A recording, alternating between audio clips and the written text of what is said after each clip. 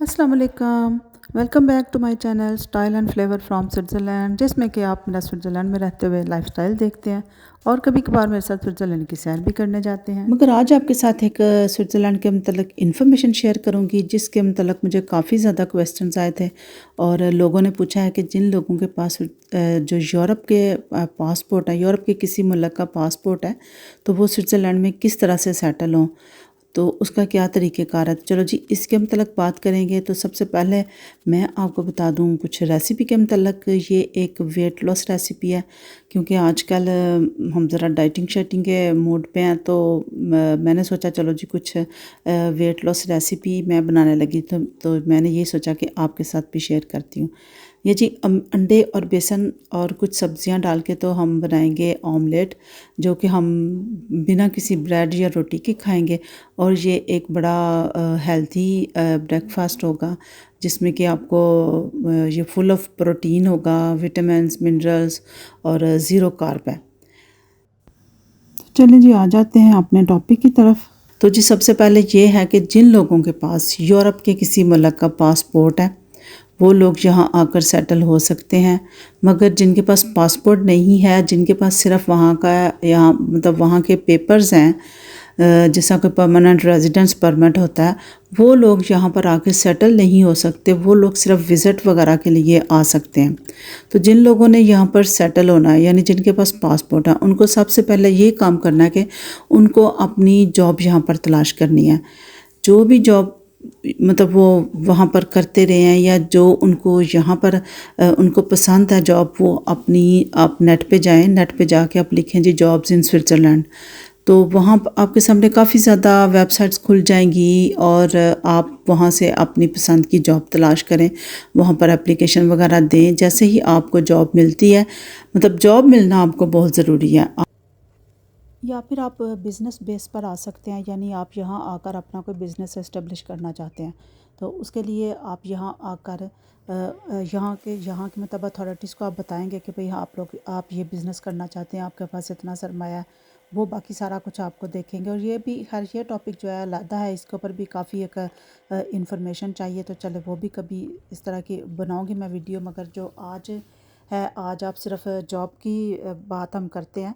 तो जब आपको जॉब मिल जाएगी, फिर आपका रहने का मतलब प्रोसेस शुरू होगा। अच्छा, आपको उसी जॉब की बेस पर यहाँ का रेजिडेंस परमिट जो है भी वो मिलेगा।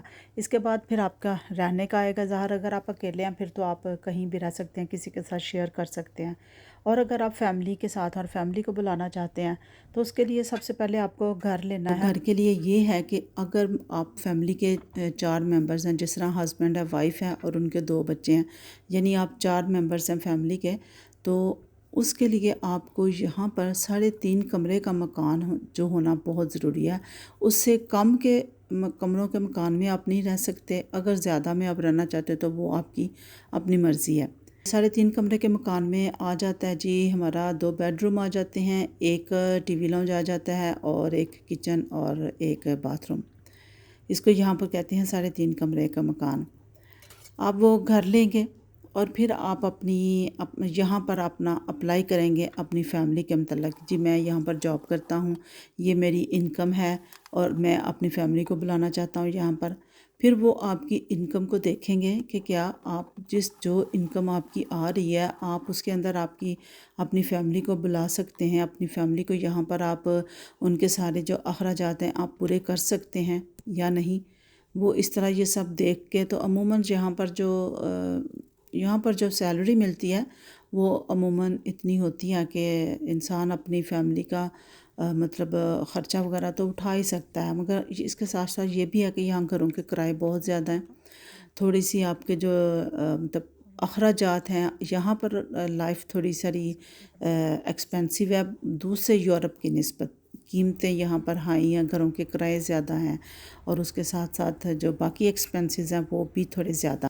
यहाँ पर जो 2.5 कमरे का मकान है ना, उसकी प्राइस तकरीबन 1000 से लेकर 1500 के बीच में उसका किराया बनता है। ये मैं अभी आपको मिनिमम बता रही हूँ। तो अगर आप कोई एवरेज सा घर किराए पर लेते हो, तो उसका इतना बनता है 1000 फ्रांक से लेकर 1500 तक। और अगर आप कोई बहुत अच्छा नया और किसी अच्छे इलाके में लेते हैं तो उसका तकरीबन 2,000-2,200 तक आपको पड़ता है। और अगर थोड़ा कम लेंगे, थोड़ा पुराना घर लेंगे तो उसका थोड़ा सा कम हो जाएगा, कोई 800-1,000 तक तो उसका भी होगा। मगर घरों के किराए यहाँ पर ना काफ़ी ज़्यादा है। और इसके अलावा गाड़ी पार्क करने के लिए जो पार्किंग प्लाट्स हैं उसके आपको अलहदा से पैसे देने पड़ते हैं, तकरीबन 100 फ्रांक।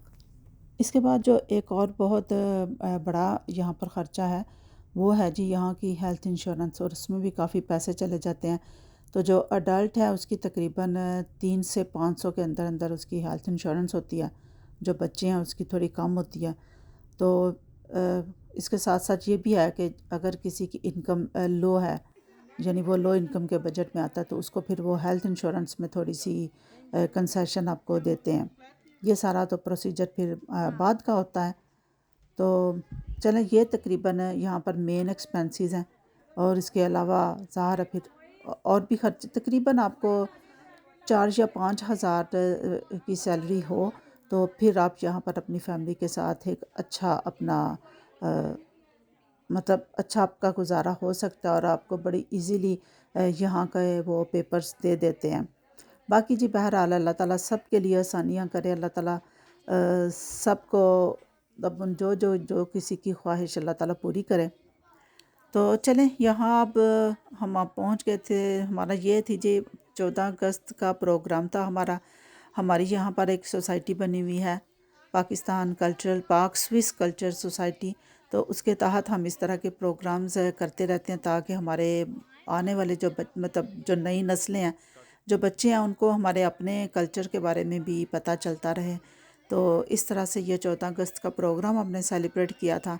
तो 14 अगस्त को तो हर दिन काफ़ी गुजर चुके हैं, तो मगर ये है कि ये फिर जब इस तरह के इवेंट्स के आसपास हमारा कोई वीकेंड आता है तो हम तब ये प्रोग्राम्स अपने सेलिब्रेट करते हैं। तो बस जी ये था आज का मेरा व्लॉग। तो आप प्लीज़ मुझे ज़रूर बताइएगा आपको कैसा लगा, और अगर इसके अलावा भी अगर कोई क्वेश्चन है तो आप प्लीज़ आप कमेंट बॉक्स में मुझसे पूछ लीजिएगा। तो चलें जी, मैं मिलूँगी अब आपसे नेक्स्ट व्लॉग में। टिल देन अल्लाह हाफिज़।